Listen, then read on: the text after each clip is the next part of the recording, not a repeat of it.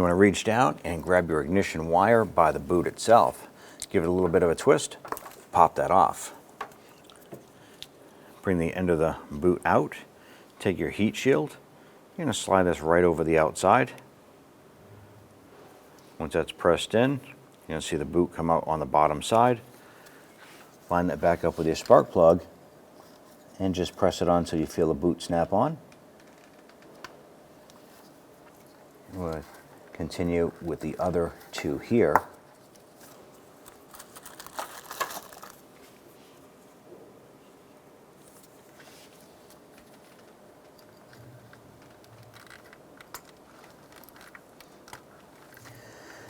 Now our particular car didn't have the shields on there. They're probably removed at one time.